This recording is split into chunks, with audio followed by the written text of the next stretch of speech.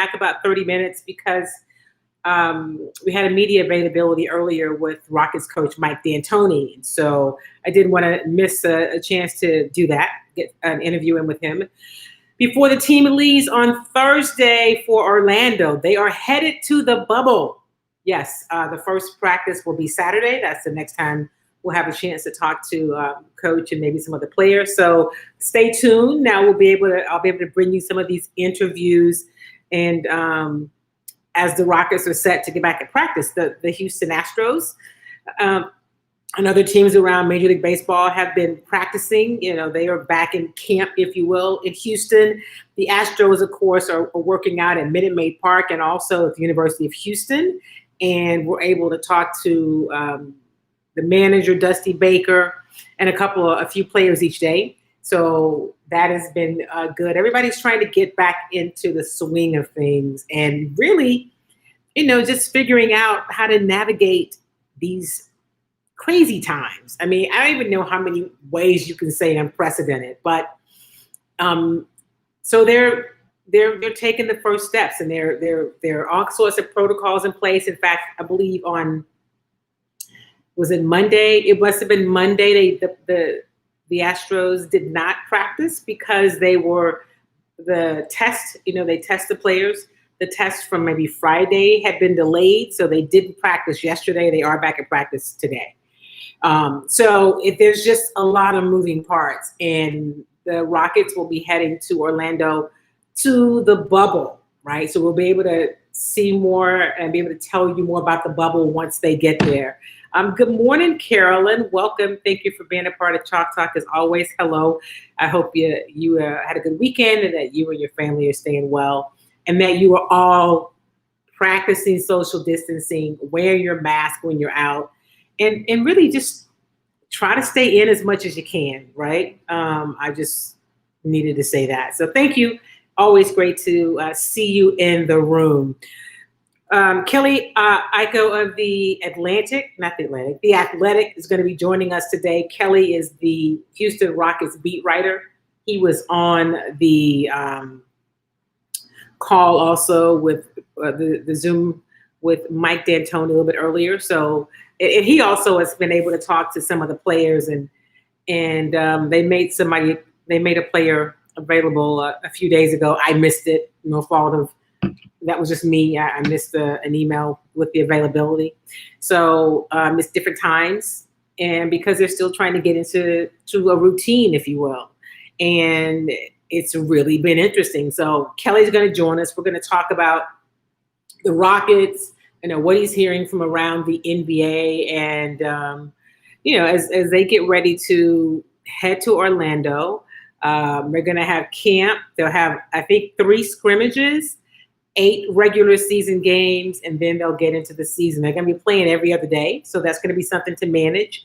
And, Mike D'Antoni said something that was really interesting. He talked about how, he says, when I used to play, like in Italy, we didn't have cell phones, and we couldn't jump on Zoom, so you played, you practiced, and you had about 30 hours, and so you grabbed a book, you rested, you ate. And so it is, it's different now, but they will miss some of the human contact that you don't have, but because of the electronics and, Zooms and FaceTimes and all that stuff, while you may not be able to be with your friends and family every day, you are able to have access and see them, if you will. So, that is, I look forward to having him join us momentarily. There's also a lot of other things happening in the world of sports and always in the world in this news space these days. But Patrick Mahomes on yesterday, it looks like he agreed to a really big raise, right? He agreed to, I'm going to be monitoring this so I can make sure I'm not missing a contract extension, and it's the biggest in sports, right? I wanted to not misquote it. So they've reached quarterback Patrick Mahomes and the Kansas City Chiefs have reached an agreement on a 10-year contract extension. This was confirmed on Monday. The deal will be worth an NFL record $477 million. Okay. It includes $63 million fully guaranteed at the signing. So it's a record deal. I believe there's also a no trade clause in this contract.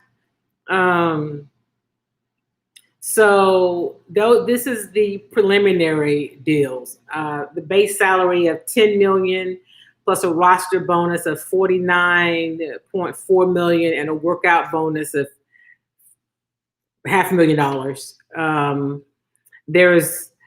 There is one entity that is saying that there are some problems with this contract, and there's somebody that's, of course, saying, why would you sign 10 years because so much can change. But listen, he said before he signed it, he said this earlier this year, he goes, obviously, this is he being Patrick Mahomes. I want to be in Kansas City for a long time, and I want to win a lot of football games. So now he'll be in Kansas City for a long time. If the Chiefs want him to be in Kansas City for a long time, he has committed to them for 12 years?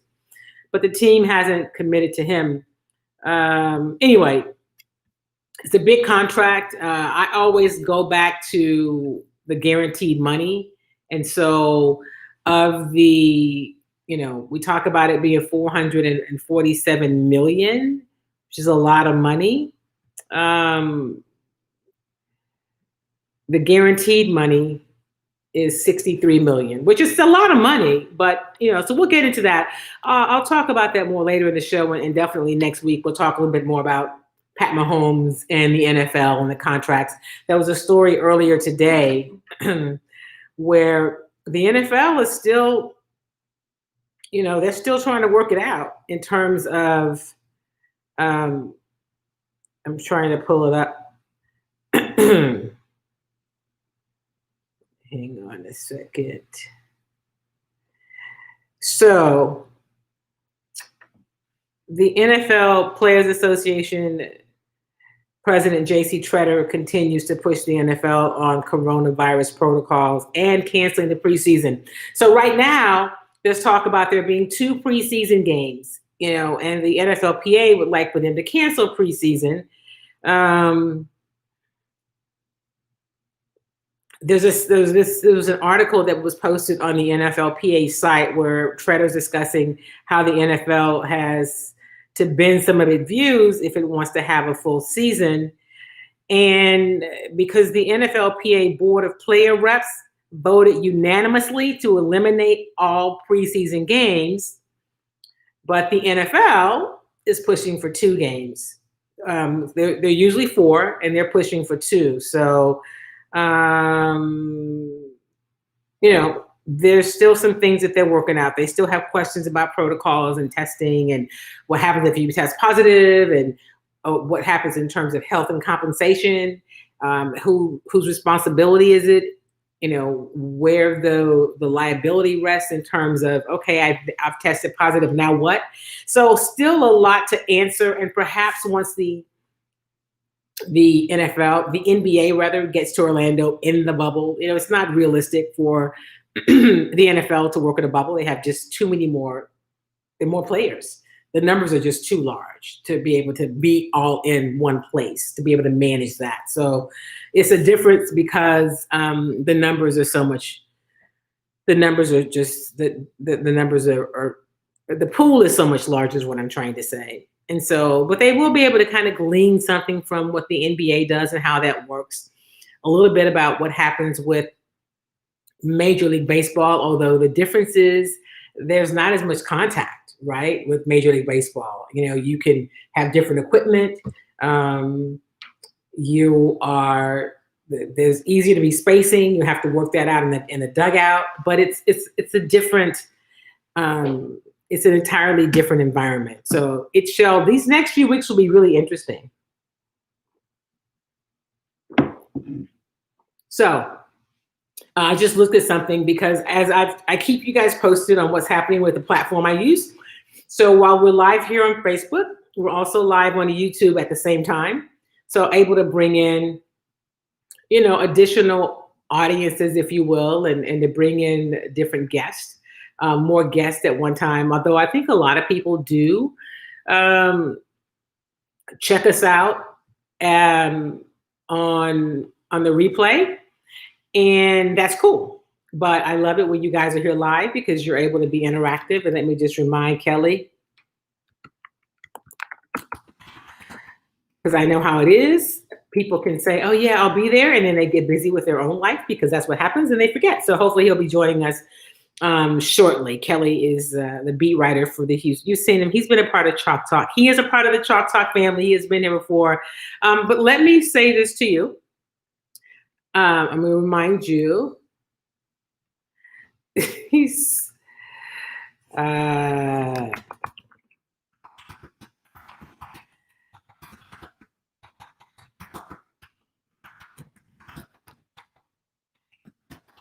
Okay, he's waiting for me to call him.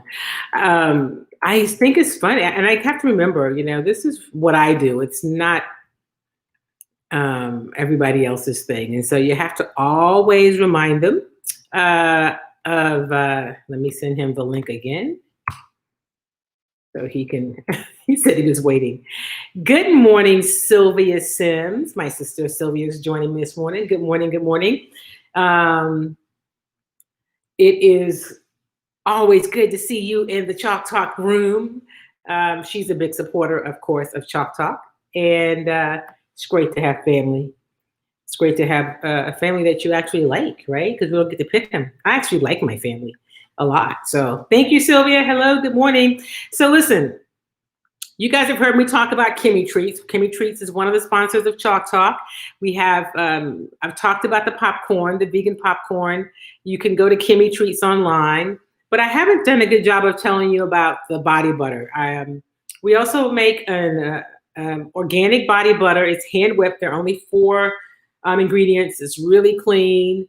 And as you are, washing your hands all the time and navigating that space and using hand sanitizer, and your skin's getting really dry, you need the body butter. So make sure that you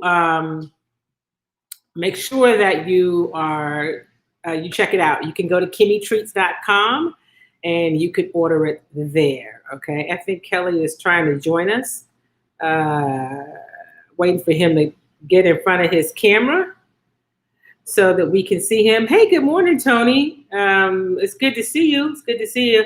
My YouTube channel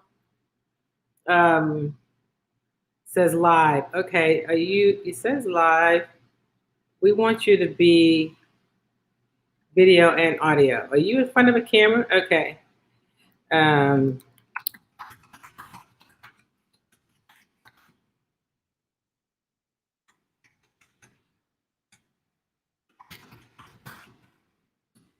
Because I see you in the stream, Kelly, but I don't see your face. So let's unmute you. Okay, let's see here. All right, we're bringing in Kelly. All right, Kelly, I don't see you, but I'm going to place you in the corner in the bottom until I think your camera's not on. All right, Kelly, can you hear me? Are you there?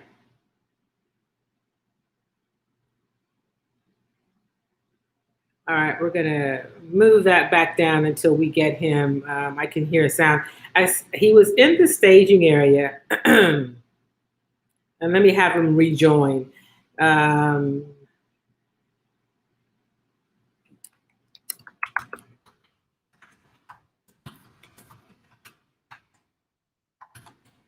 Okay. He said he was in front of a camera. He's going to rejoin us. So Tony, my YouTube channel is Kim Davis.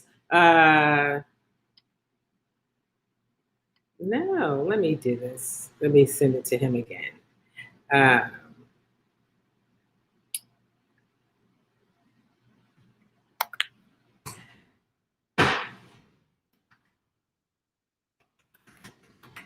Okay, I am helping our guest make his way into the studio. So yes, so Tony, the channel is Kim Davis on YouTube, Kim Y Davis. And what I'll do is I will place a link. If you will, Tony, will you send me an inbox, and that way I'll send you a link to where you can subscribe to the YouTube channel. And that's a new feature where they've added you can be live on YouTube. Okay, it says he's joined. I don't know why we can't see him. Staging. Let's go to staging. All right, we're going to try this again with bringing in Kelly Aiku to join us. I don't see you, Kelly. Are you there? That's so odd. Okay, great. Thank you, Tony. I look forward to it. I don't know what's happening. What is that? Oh, I don't know where he is. That's so strange. Okay. Cancel. So you guys that are in this show right now, you guys are all, it says he's here.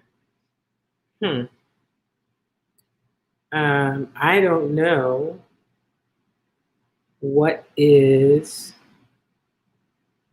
select from, let me see something.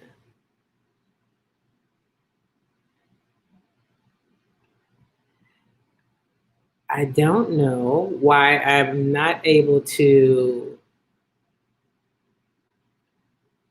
okay.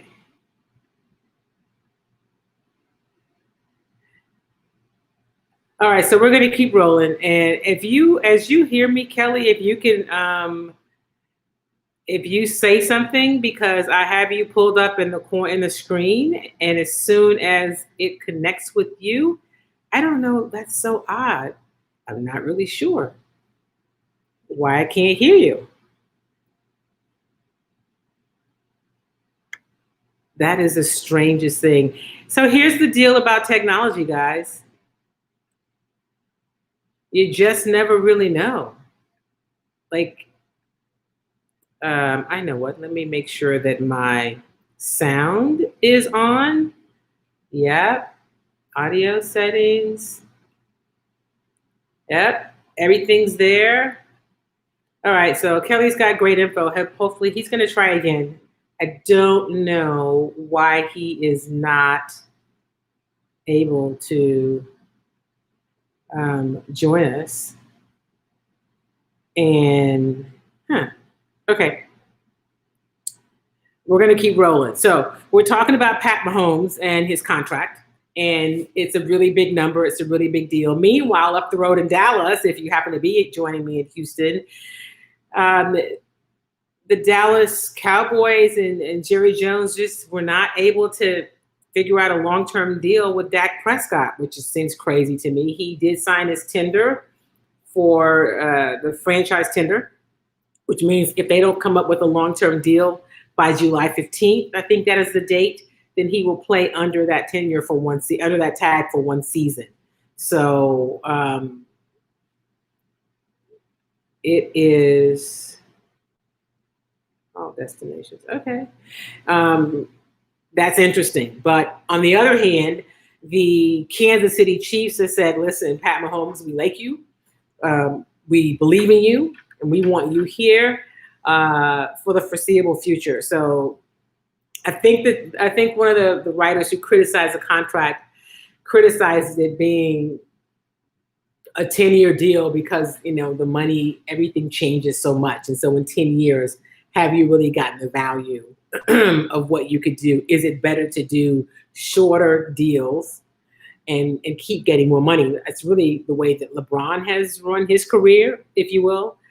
Shorter contracts until this contract he signed with the Lakers, and keep getting really market value each time you sign those contracts. So that is one way to look at it. Another is, to think that at 23 to get a deal for almost $500 million.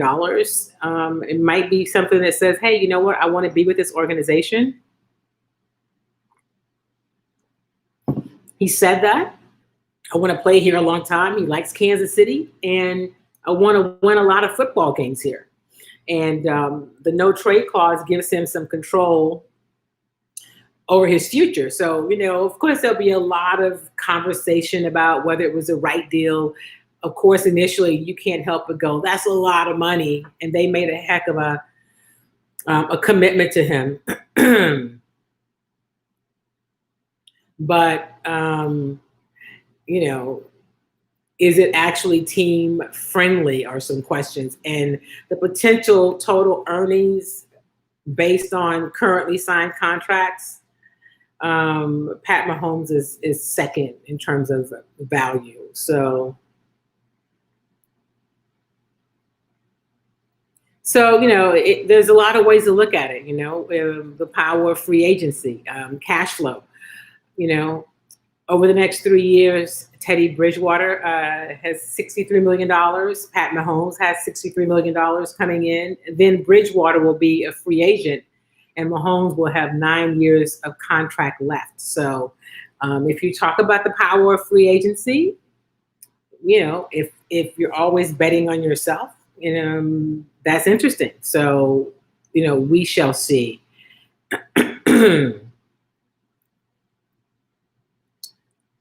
It's tough to find anything wrong initially with a contract that's almost worth $500 million. So that's $500 million. But I do understand what people are saying in terms of the value now won't be that same value in 10 years from now. And so, so do you want security and not have to be in this contract conversation again in a few years? Is that what's better? Or do you want to every 3 or 4 years be betting on yourself again? So I think that's a personal choice in terms of how you look at stability and the future of your money.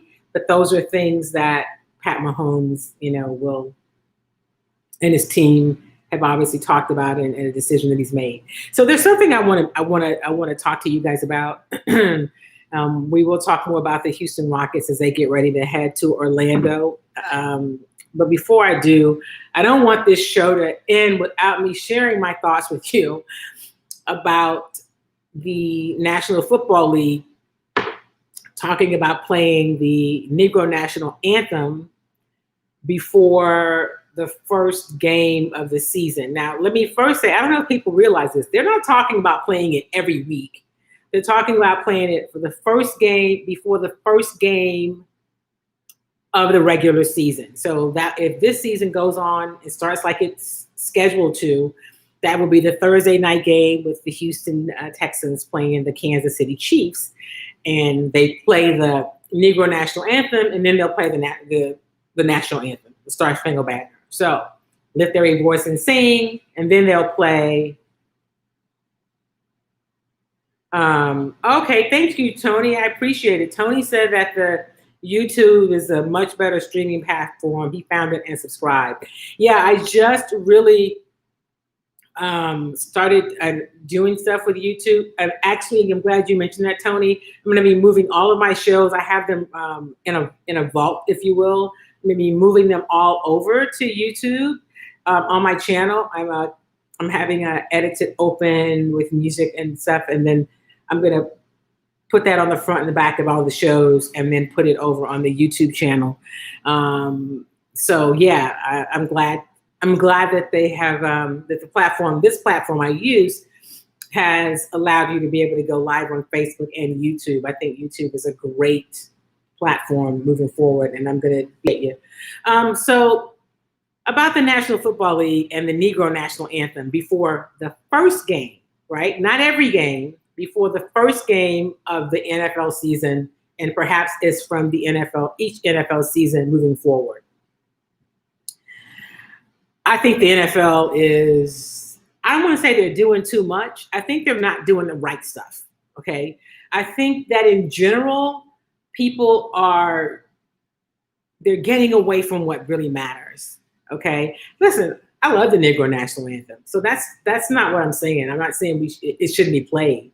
I'm saying the focus still needs to be on police brutality, social justice, economics, reparations, opportunities to have, C-level, CEO, C-suite level positions for Black people. It needs to be on supporting Black businesses. It needs to be on more Black head coaches and general managers, and ultimately Black ownership of teams, NFL teams, NBA teams, right? So I want us to not get distracted. If you know me any amount of time, you heard me say, keep the main thing the main thing, because we can get distracted with a lot of symbols. And while symbols do matter, okay, let me just say this as it relates to Confederate flags. I think they should all come down, because usually when you lose, you don't get to wave and hang your flag. And they lost. So if for no other reason, those flags should come down, and what they symbol. They're not, it's not symbolic of anything positive. Let's just be clear about that. For Black people, it is about minds. Anyway, I don't want to spend a lot of time on that, but my point is this. If you find yourself being, distracted by a lot of symbolic things happening, I encourage you to stop. We have to keep pushing for the things that matter. Like, here's one. The people the cops that killed Breonna Taylor they've still not been indicted. They're still on paid leave. They should be arrested, right? The incident report said that there was no injuries to her. Her body was riddled with bullets, and there were other shots in the house. Let's focus on that, okay? I had a meeting with a CEO last week, and I said to him, it's been more than a month since the shift happened, and people have come into this new age of, oh my gosh, there's discrimination, and perhaps we haven't been just with Black people. If that is you and your company, but you haven't figured out how to do that, like you've done nothing, your company operates the same way today, nothing's different about what you do, that is a problem. And so we have to, oh, I get it.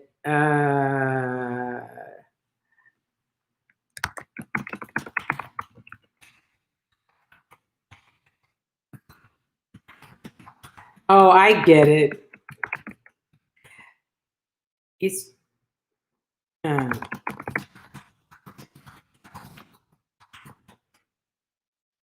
that's what happened. Okay, so he's trying to come on through the Facebook, and I can't. I don't want to. If I switch in the middle, I'll lose the broadcast.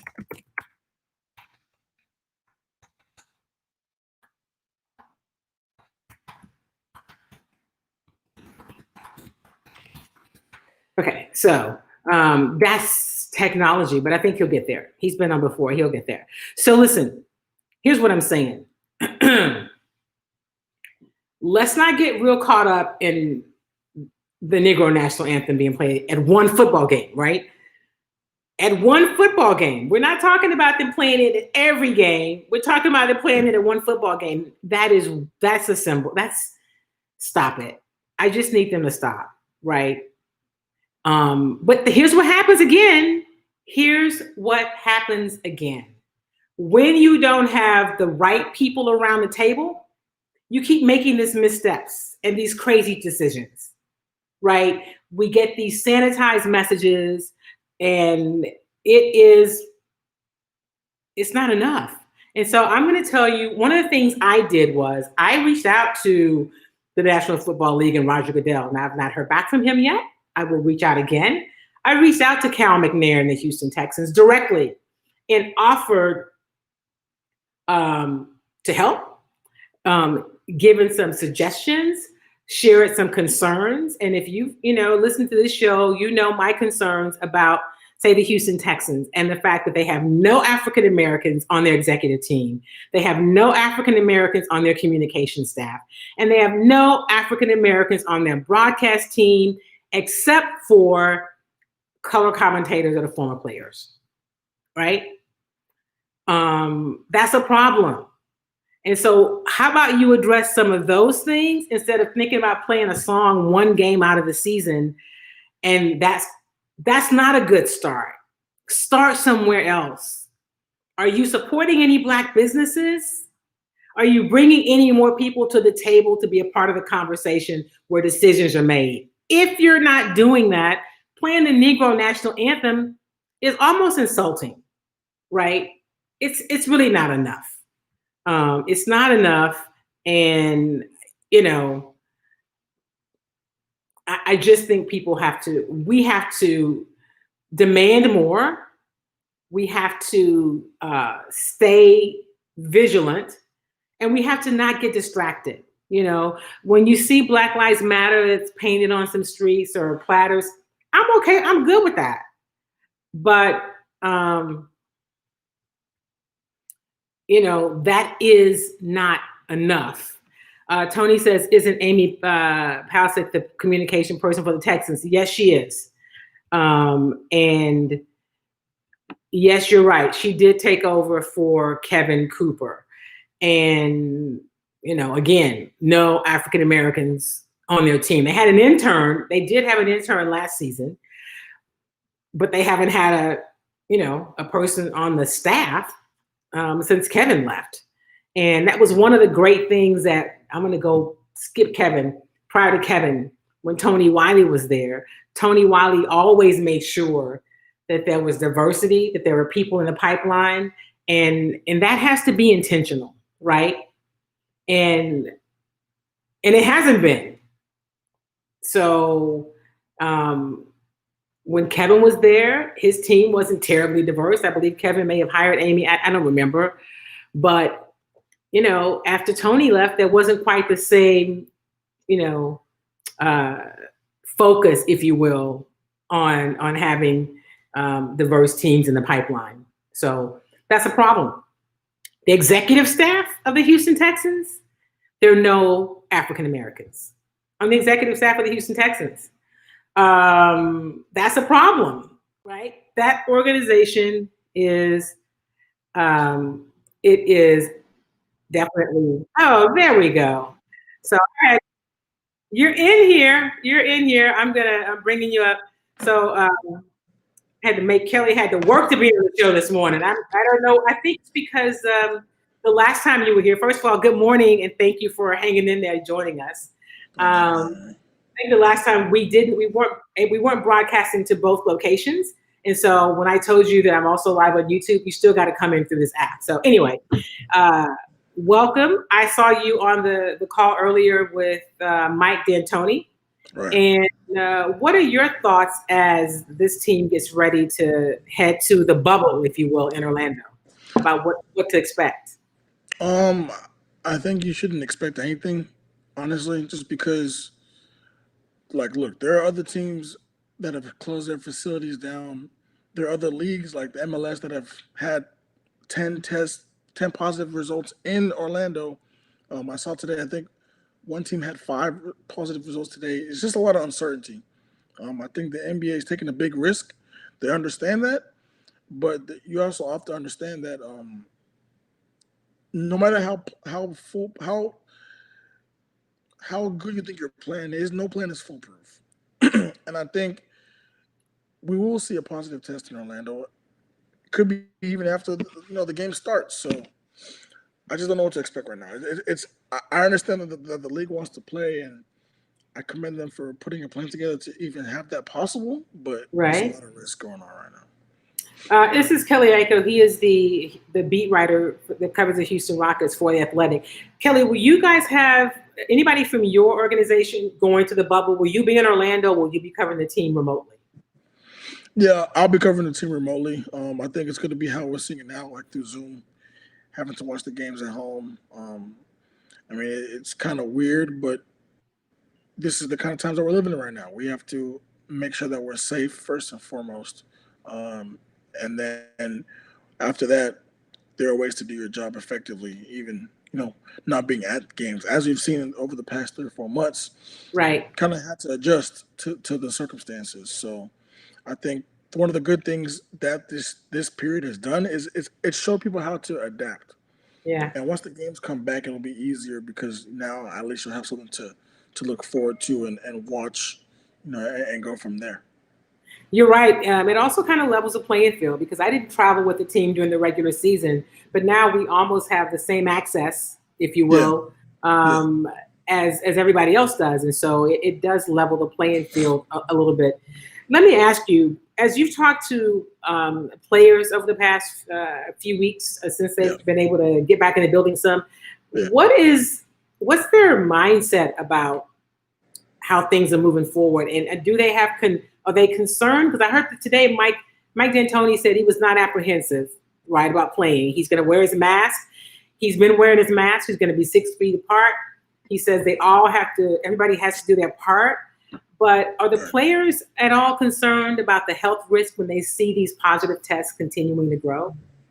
I think it's 50-50. Hmm. Obviously, there are some like Mike that are anxious to get back on and compete and play and try and win a championship. But there are other guys that have expressed doubt, worry, concern. We have already seen Thabo Sefolosha opt out due to concerns and what he said was already tests, around the city. So there are players I've talked to that haven't wanted to go into the facility just because of the whole, you know, corona going on. They're worried about protocol and how safe it would be. And there are others that obviously they've missed NBA for so long they wanted to get back in there. So I think Daryl Morey said it's a matter of um, it's something that the league isn't going to force on you. Hmm. It's a personal choice. So everyone that you see in the bubble, they would have made that personal choice to say I'm going to be in the bubble, despite everything going on. So, what can you tell us about how the bubble is going to operate in terms of who's going to be in the bubble? What can you share with us about what it will look like in Orlando? So obviously this week teams are going to travel to Orlando, but before that they had to send a 22-man list to the league to be approved. Now the league will go through that list, and if they have any questions or people that they need to look at further for health reasons, they'll flag them down and they'll do additional research, and then they'll give the final approval. So, you know, as these three I think 3 or 4 days go, you'll see teams going to Orlando. I think we saw the Magic are there. Some teams will be there today, tomorrow, Thursday, Friday. They'll be in their different hotels. The first team practice is on Saturday, so that will be the first time everyone's in the same place at the same time. And I think from there, I think that's I want to say the 10th or the 9th. They'll have a couple of scrimmage games and amidst of training camp before the season starts, and then they'll have the 8 games before the playoffs. So everybody with the Rockets who's going, they will all go down on a private plane, right? No one's coming in separate commercially. Is that right? Uh, Not to my knowledge, no. I think right now they're waiting on the because some people in the traveling party the league had to do more research on. So they're Hmm. still waiting on that. But today, as you heard Mike D'Antoni say, he hasn't heard anything from the league about um, not His going. So status, right? he plans to be there. So my understanding also, Kelly, is that once the teams get to Orlando to the bubble, they will be in, I guess, isolation or quarantine for 2 days, All right. and before they practice. So that's why Mike said they get there. They go Thursday. Their first practice is on Saturday. Saturday, yeah. You need 48 hours to self isolate, and because the one thing that they don't want is a situation that we saw with FC Dallas, where there were no positive tests. They got there, then there were 3, then there were 5, and then it was 10, and then they eventually had to just leave the whole tournament altogether because there were Right. too many positive tests in the organization. So I think they have to be extremely careful. I think the easiest way to do that is to travel at one time, make sure everyone's tested, um, that they don't have the virus before they go. And Hmm. once they get to Orlando, they have to immediately go in self isolation to test again. So let's talk a little bit about basketball. I've heard some people say that this shortened season, or what we have left, benefits a team like the Rockets. Mike was asked earlier on the call today about vertical spacing and how that's different without Clint Capella. He said, they better, give us the space. Otherwise, we could shoot 63s. I mean, I'm sure that was an exaggeration, but what do you think about the team's chances in this condensed format? Because they're going to play every other day. They're only going to have 8 regular season games, and then they'll be right into the playoffs. I think they're as good as anybody. I just think that this has been so weird. If this had this been, May or April, I would have said no, because they were the 6th seed. They were trying to fight to stay out of that lower bracket of the playoffs. But now, having been on for 3-4 months, it's a level playing field, like you said earlier.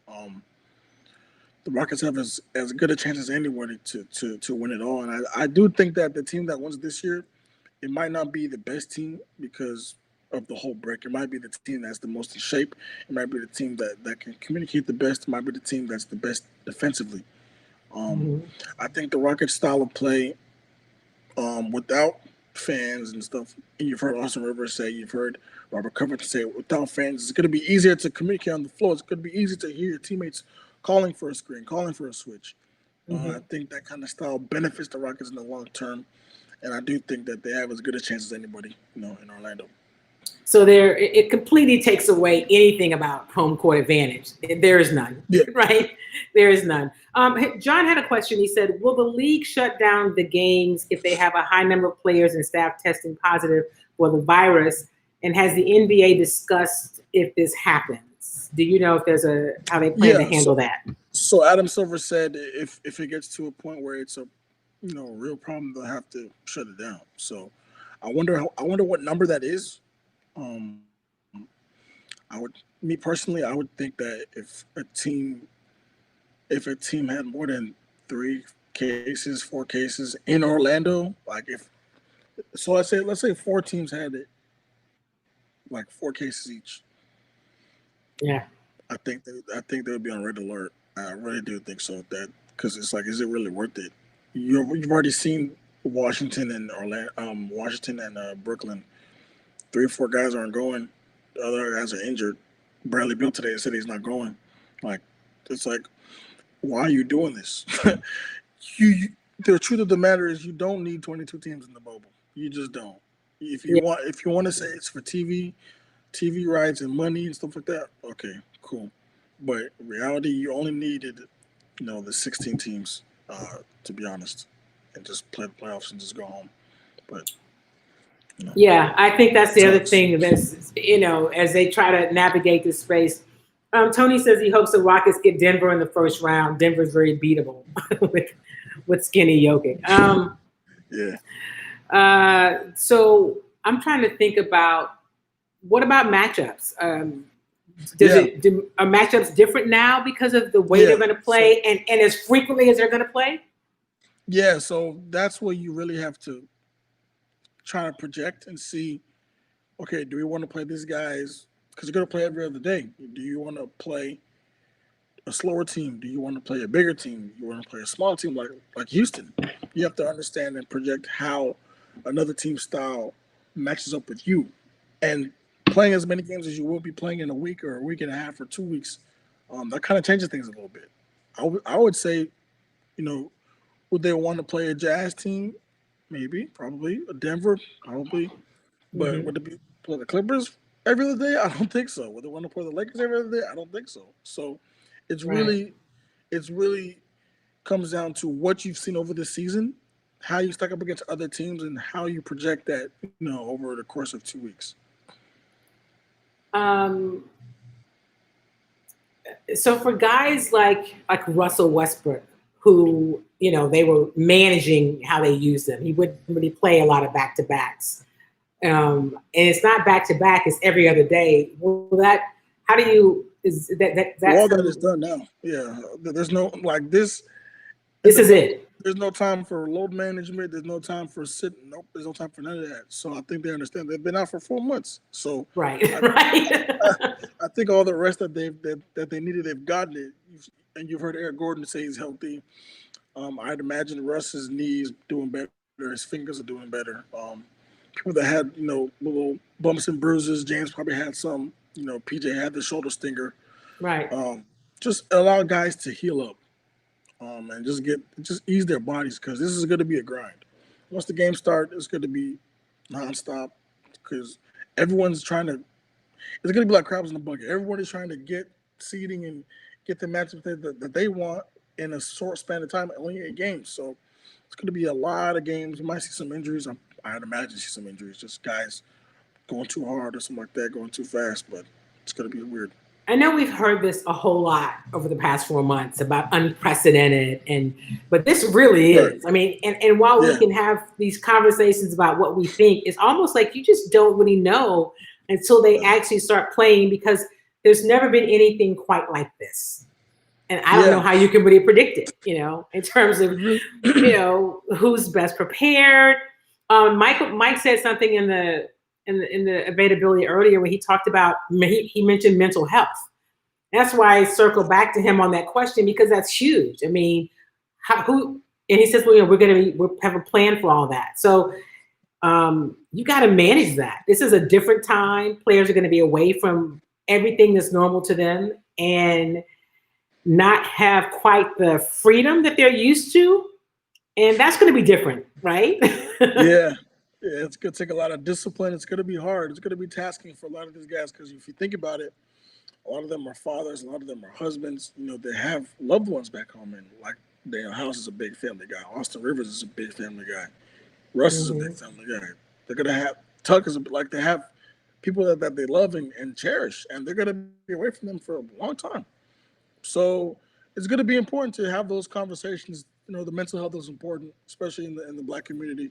Of a team that's primarily Black, you're going to have those conversations to keep guys, uplift guys, keep their spirits up, really understand the brotherhood that the NBA is and that the team is, because you guys all have the same goal.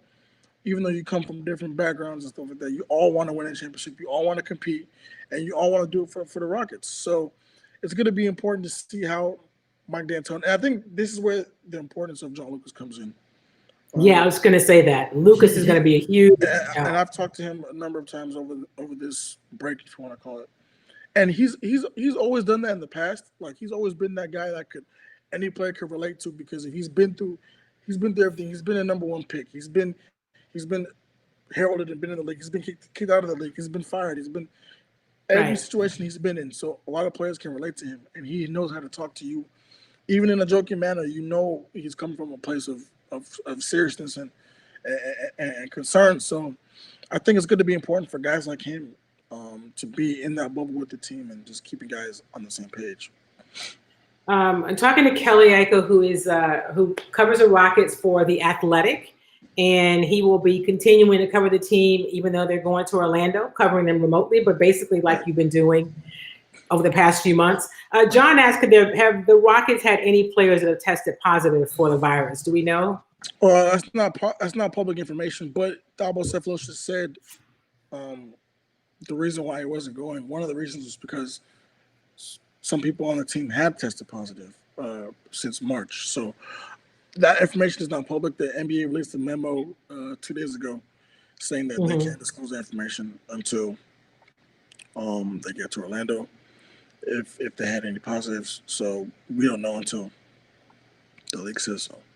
Because it's pretty sensitive information, so it's not. It is, and you mentioned Mike mentioned something earlier, and he said that is not something that that it is private, and he even mentioned, like, as writers, you guys should know it's private. Yeah, so even as companies, like, we have ethics and stuff like that. Like, it's not, because at the end of the day, it's not your business. Like, that's something that's very personal and private to someone. If they give you consent to release that information, then you can do so in an appropriate fashion. But it's not something that you race to go report like free agency news. That's not your prerogative. And so I think a lot of people, and especially because they're going to be in a bubble, I think previously people were interested because then you go back into your home or your community or wherever you go. Right. And so when you talk about contract tracing, which is how the thought is how we're going to get this thing under control or flatten the curve is really having to know where the positive tests are, and then Right. and who the people who tested positive have had contact with. So in the bubble, that will be obviously much easier to manage because you're only going to have contact with other people in the bubble for the most. I mean, that's how it's supposed to work moving forward. I don't know if this is the right word, but Kelly, what is it that you are most interested in seeing moving forward? I mean, what has you saying, I can't wait to see how this shakes out? What is that for you? I can't wait to see, how coaches do on the fly play calls. I want to see those conversations because they said that we'll be able to hear a lot of what goes on down there without fans and everything. I want to see how the broadcast adjust to that. There's going to be a lot of talking from teams. There's going to be a lot of trash talking. There's going to be a lot of, schematic stuff. There's going to be a lot of stuff that people say to get guys organized and stuff like that. Russ is a huge talker. Tuck is a huge talker. I want to see how those guys adjust and adapt in this setting. Are the broadcast teams, they're not taking full broadcast teams, are they? I don't think so. But I do understand that some of them are already there. Chris Haynes is already there from TNT. I think ESPN is sending a couple. I saw Malika Andrews is there from ESPN. She's been there because she said she flew commercial. She had to be in self-isolation for 7 days. Yeah, because she's not playing with the team or anything. So, yeah, you have to be there. Yeah. So they're already there. That's a tough ask for anybody, really. I'm trying to think how you would cope for 90 days without your family. Just in a room. You go to the game, come back. Maybe you get out to eat, but it's really just you by yourself at the end of the day for a large portion of the day because the games is only 2 hours, 2.5 hours. So this is a big ask for anybody. So salute to Malika, salute to Chris Haynes, to anybody that's taking that risk. First of all, for their health, putting themselves in that situation, but they do understand that there's a job to do, and there are consumers that are ready for basketball again. So salute to those people. Kelly, who works for The Athletic, covers the Houston Rockets. Is anybody from your organization going, or are you guys all going to be covering these games remotely? I think, who is it? I'm trying to remember who it is. But I think we're sending one of the national guys. I'm trying to think right now, off the top of my head. We're sending one of the national guys there. I think they're allowed 10. NBA is allowing 10 people total in the bubble. Oh, okay. So wow. So it's going to be one. We'll have one. I'm sure ESPN will have one. I'm sure the Ringer will have one. New York Times probably have one.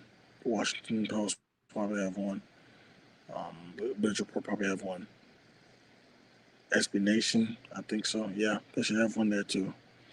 But no really local publications or entities. The local people will probably be for the other tier, but they can come and go as they please inside the bowl. But their access is severely limited as compared to tier 1. Even though tier 1 isn't that great access anyway, but tier 2, everything is like this through Zoom. So it's like, and you can't even. I don't think you can sit near the court. Yeah, so it's like you might as well be at home at that point. If it's going through Zoom. It's going to be through Zoom. Yeah, it's going to be through Zoom. And Zoom has been pretty good. Zoom has been, like, I will say, it's good, like, to your point of leveling the playing field. It's going to be good for those who might not have had that privilege of having all the access of being on the road and stuff like that. It's going to put everyone on the same bucket and because we're on this together. So for me, it definitely does level the playing field, right? And I've been doing my show streaming for like 5 years. So I work at the platform. So I'm not excited about why we're here, but I'm excited that now everybody is here. So it normalizes what I've been doing. And it's like, oh yeah, let me go on Kim's show. I mean, you've been on before, but there are other people who had not, and now it makes sense to them. Like, oh yeah, because everyone's digital. are, networks and everybody is doing stuff online. So your schedule will be, you basically will be working from home, covering games and talking to, players. Well, I appreciate you being here, and I'll be tapping into you more because it'll be easier for me to chime you in because you won't be traveling. But yeah, we want to, once they start practicing and having a few days of practice, we'll get back together and see what we've seen.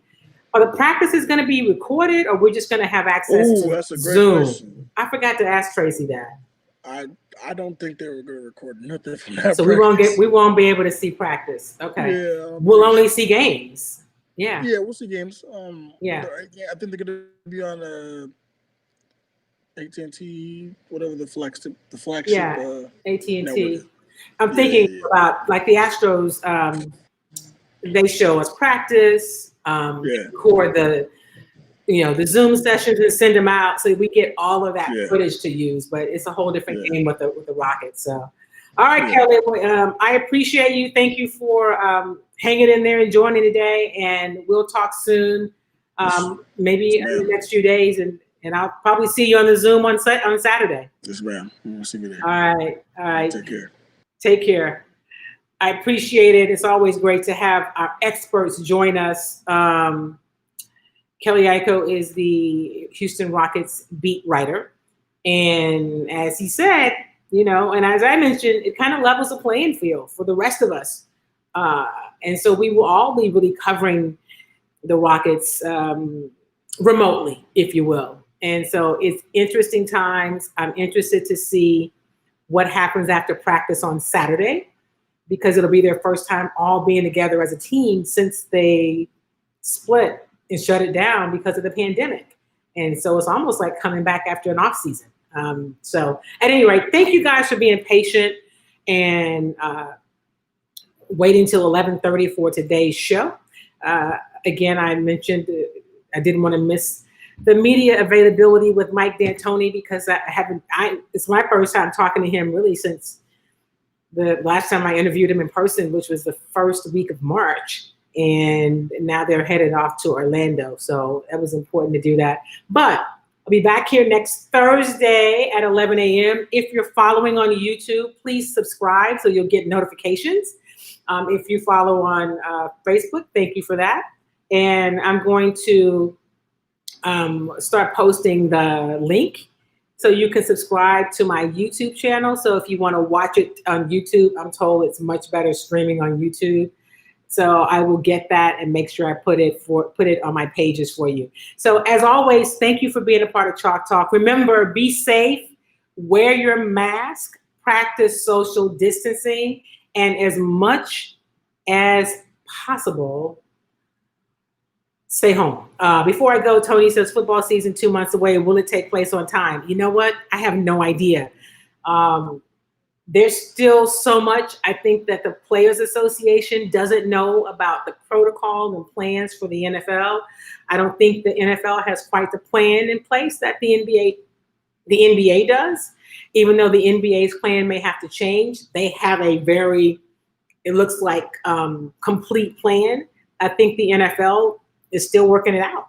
And there was a story earlier today where the NFLPA said, hey, listen, we still don't have a lot of answers. Like the NFLPA, the players' representatives have voted unanimously to not have preseason.